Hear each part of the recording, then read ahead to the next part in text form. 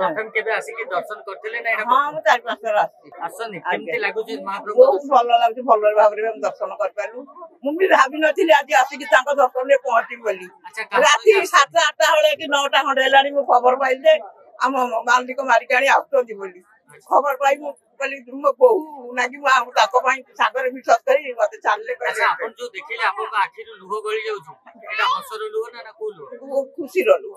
अच्छा केमती लागिला आज महाप्रभु? बहुत खुशी लागिला ठाकुर कृपा होला बोली मजे आसी बोली आ आमे भी आसु ठाकुर मत आ ठाकुर मत बेसी किछि कहि परिबिनी काई ना सी हमर सब आगु आसले ना एटा आगे आगे ना आसु आसले आज अलौकिक दर्शन पाइले महाप्रभु आसले आपन को दर्शन दवा केमती लागु? बहुत खुशी लागिला ठाकुर मत निजे डाकी आसी। जातक विचार एवं गृहर वास्तु जनित समस्यार समाधान पाई जोगाजोग करंतु ज्योतिर्विद वास्तुविद श्री मानस चंद्र नायक। जोगाजोग करंतु 9438 481748।